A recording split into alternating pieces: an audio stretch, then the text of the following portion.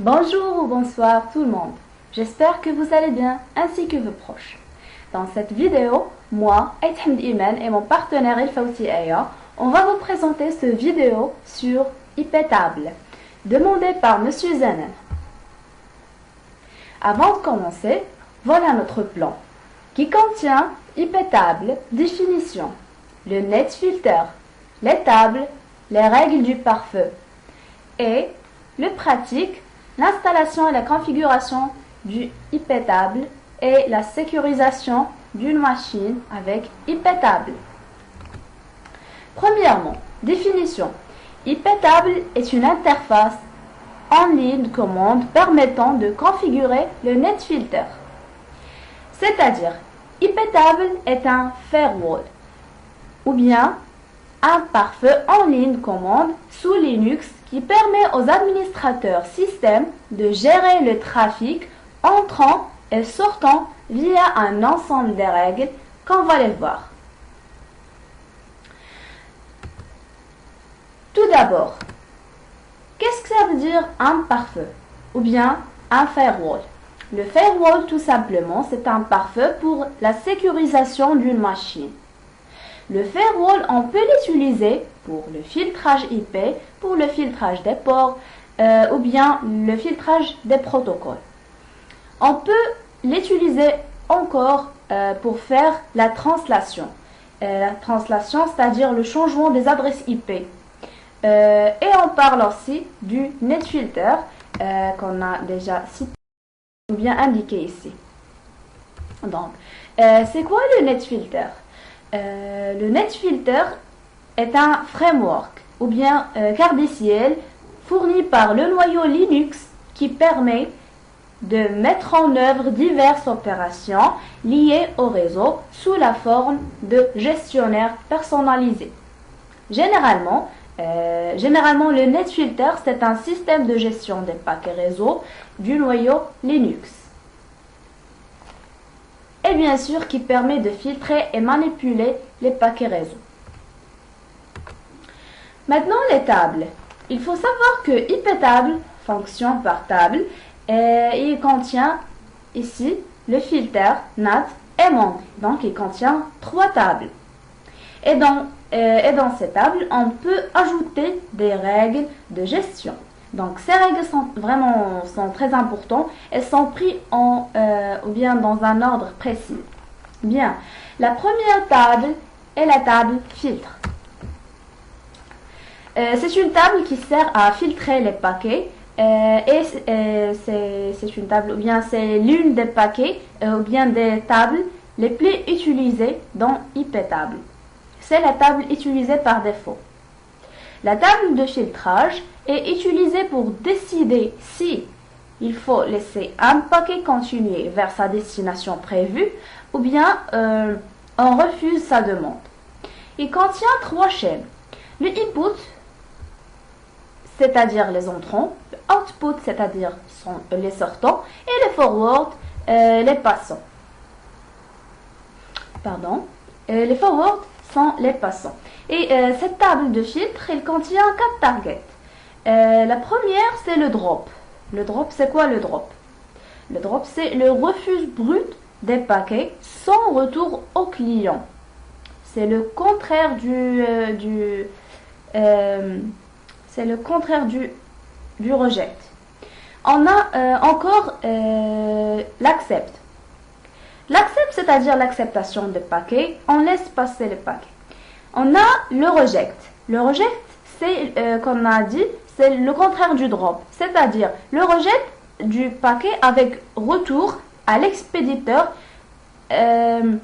C'est-à-dire que la machine va refuser le trafic des paquets venant,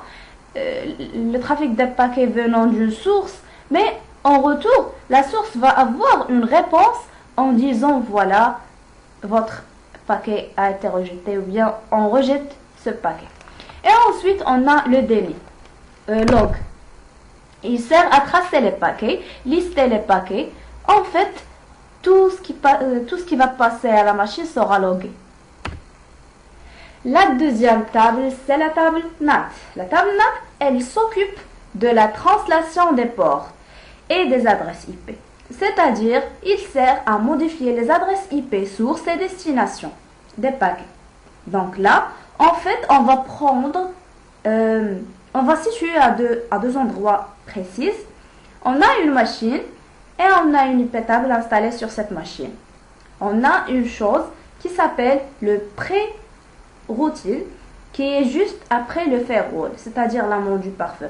Et on a le post-routine. Donc, la table NAT a le pré-routine et le post-routine et le output. La table NAT a 3 targets. Le DNAT, c'est l'IP de destination. On a le SNAT, c'est le IP source. Et troisièmement, on a la masquerade, simuler une gateway. Le gateway, c'est-à-dire la passerelle. La passerelle, c'est une adresse qui permet de relier deux réseaux différents. Maintenant, la troisième table et la dernière table, la table mangle. La table mangle, c'est table qui fait de la modification des paquets. Il sert au marquage des paquets. Cette table ne sert pas à modifier les adresses source ou destination, mais il est utilisé pour modifier les composants ou les targets. Les composants sont le TOS, le TTL, le segmark et la marque, etc. On va voir maintenant. Il contient 5 chaînes, le pré-routine, le input, le output, le forward et le post-routine. Donc, on a déjà cité avec les autres tables. Donc, qu'on a déjà dit que la table mangle a 5 targets. On a le TOS. Le TOS, c'est le type of service. C'est le type du service. Le TTL, time to live, c'est la durée de vie. Et marque, c'est marquer les paquets. Le segmark, c'est le marquage de sécurité. Et le consec mark, c'est copie d'un cas de sécurité. Maintenant, on va voir les paramètres. Les règles. Maintenant que nous avons vu comment fonctionnent les tables et les chaînes, nous allons pouvoir, nous avons exploré les règles. Il faut déjà utiliser les paramètres -t, c'est-à-dire type du table, c'est-à-dire NAT ou bien mangle ou bien filtre, etc. Pour choisir la table que l'on vise. Mais il existe d'autres types ou bien d'autres paramètres. Par exemple, qu'on a cité ici 3, on a paramètre -a, -i et -d. -a, appendre, il permet de modifier une chaîne et les règles sera créée à la fin de cette chaîne. -i, l'insert, permet d'ajouter ou bien insérer une règle au début de la chaîne. -d, delete, ça permet de supprimer bien sûr une chaîne. Maintenant, les règles du pare-feu. Un pare-feu sert à filtrer les flux. Et un flux est unidirectionnel. Donc, les règles du pare-feu, les cibles possibles, on a 5 règles. Les 3 premières règles, l'accept, le drop deny et le reject, on a déjà vu sont les mêmes, c'est-à-dire sont les mêmes règles du table filter.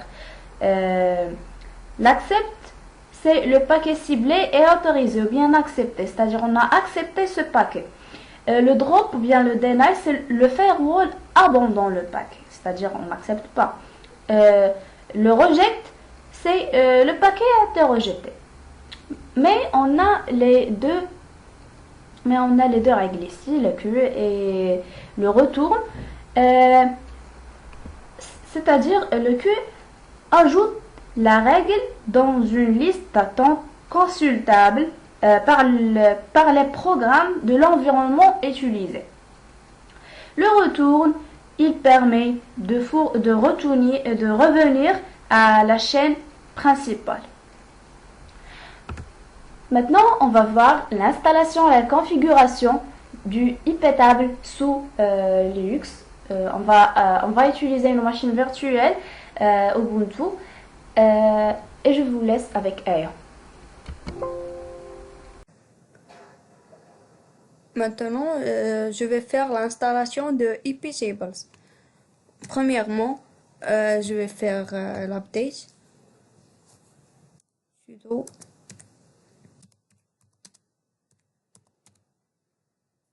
apt-get update. Voilà. Après, je vais faire sudo apt-get install iptables.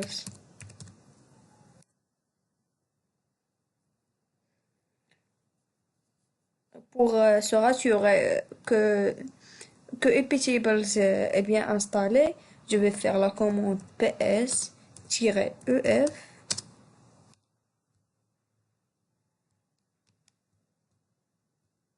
grep iptables. Voilà, on voit ici iptables, donc elle est bien installée. Maintenant, je vais vérifier le statut de iptables actuel avec la commande sudo iptables-l-v. Avec cette commande, vous pouvez vérifier l'état de votre configuration iptable actuelle. L'option "-l" est utilisée pour énumérer toutes les règles et l'option "-v" pour une liste plus fastidieuse.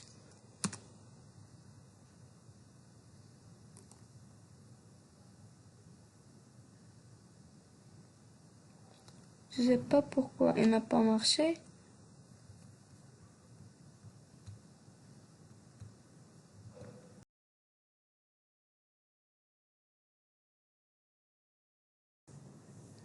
Maintenant, on va passer à comment sécuriser une machine.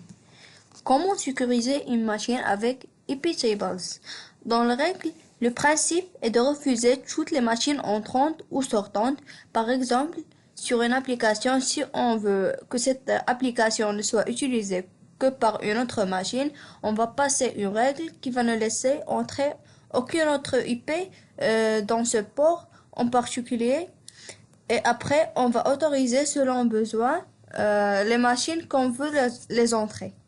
Et comme ça, on a fait une bonne règle de sécurité. Première chose, on doit supprimer toutes les règles présentes sur la machine avec la commande iptables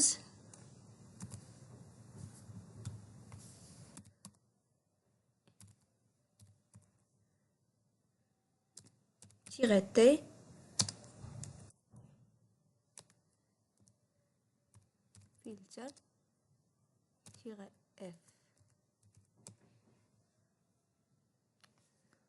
Je vais mettre sudo. J'ai oublié sudo.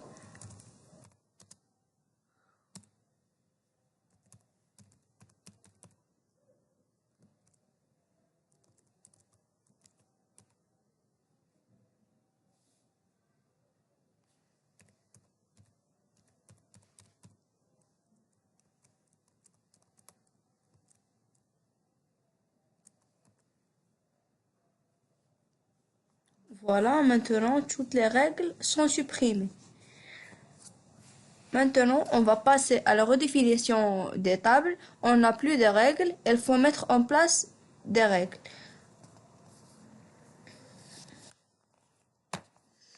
La première réflexe dans la redéfinition des tables est de refuser toutes les connexions entrantes, sortantes ou forward. Je vais refuser les connexions entrantes par cette commande. iptables-t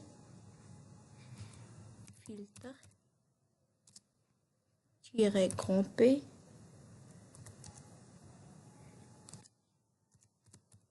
input drop.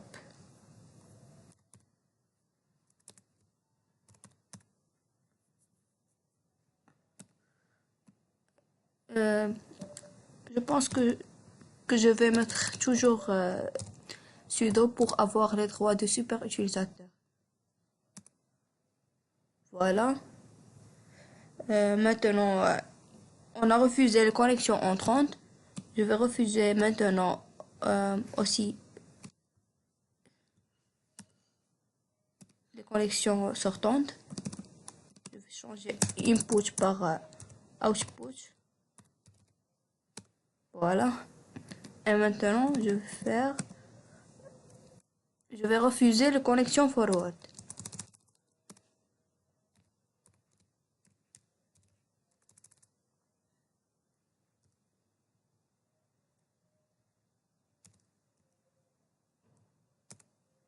Voilà.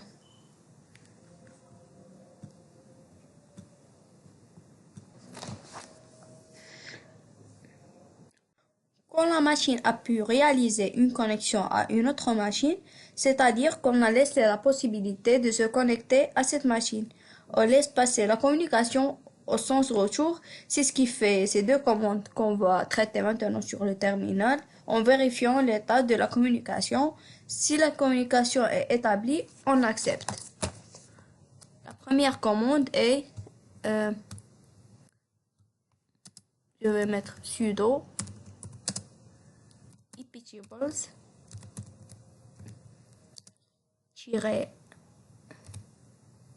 -a pour ajouter une règle, input -m, state,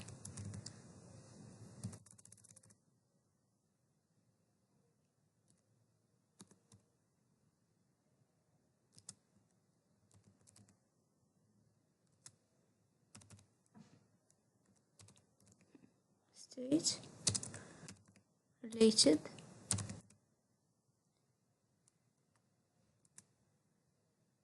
virgule, established,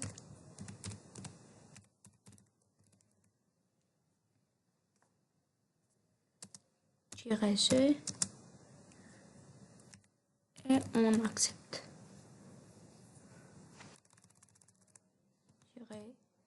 G minuscule et accepte.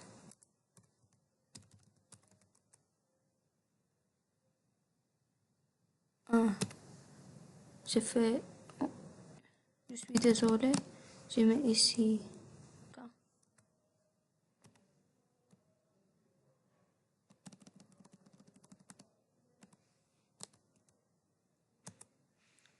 Voilà. Je vais mettre maintenant la deuxième commande. C'est la même. Je vais seulement changer input par output.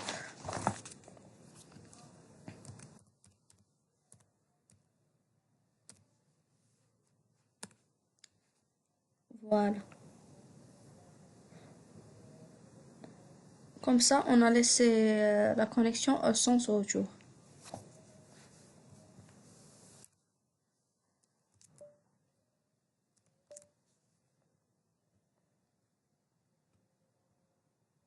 Après, on peut accepter le ping. Le ping est quand on a deux machines. Une machine ping sur une autre machine pour savoir si elle est en marche. C'est un outil qui est souvent utilisé en termes de monitoring de machines. Donc, j'ai deux machines virtuelles. Voilà la première et voilà ma deuxième machine virtuelle.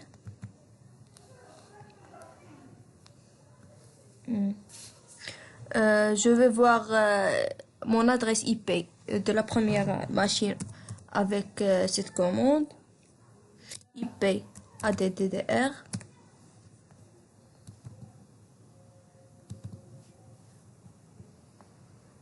Donc voilà, voilà l'adresse IP de cette machine. Pour l'autre machine, je vais mettre aussi la même commande.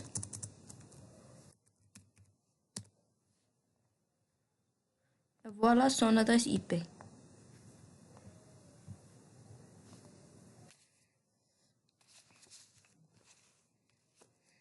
Maintenant, si je regarde les règles avec la commande sudo iptables-l,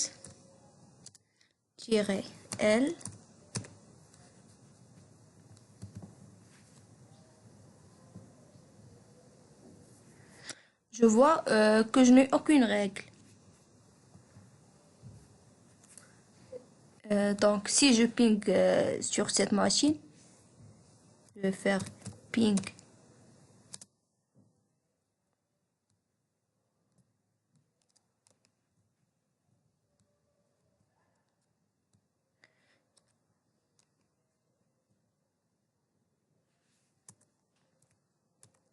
Voilà l'adresse IP. Si je ping sur l'adresse IP de l'autre machine, voilà.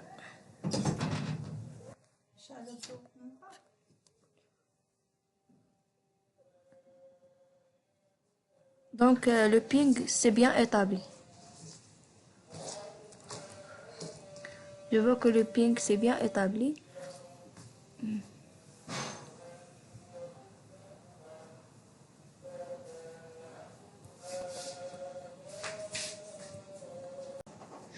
On peut interdire qu'une machine puisse pinguer une autre machine grâce à la commande iptables.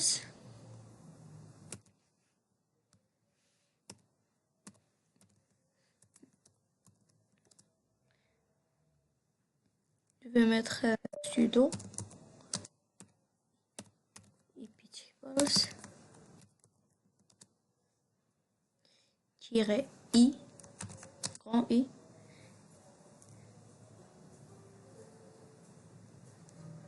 input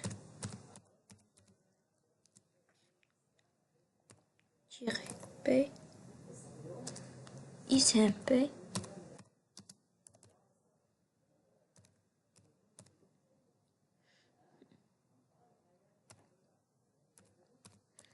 -8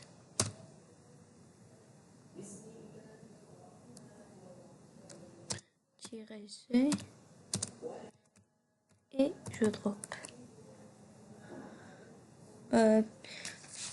Pour typer, ça correspond à echo request et drop, c'est l'action qu'on fait. C'est l'action qu'on fait pour interdire qu'une machine ping sur une autre machine. Donc maintenant, je vais retourner sur l'autre machine. Je vais pinguer une autre fois.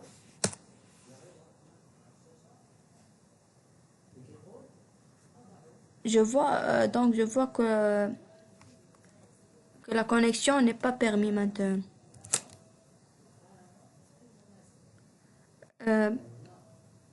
Maintenant, il ne peut pas pinguer sur l'autre machine. Car je l'ai interdit.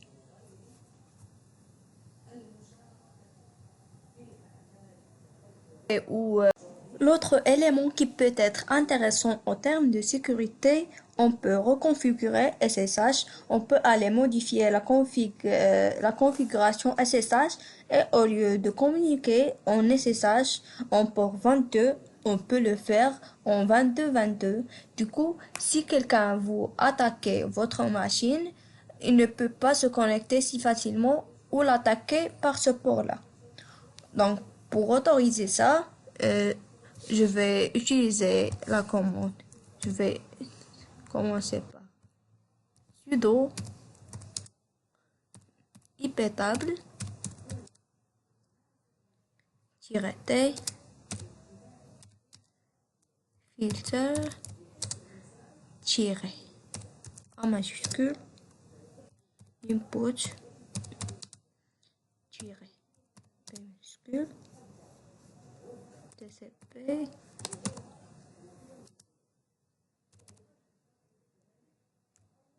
on ajoute le port 2222 -g. J'ai commis une faute ici, c'est -a.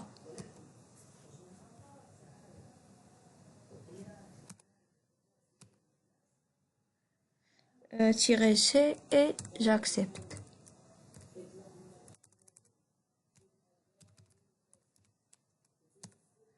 Voilà. Je vais faire maintenant la deuxième commande pour output. C'est la même, seulement je vais changer input par output.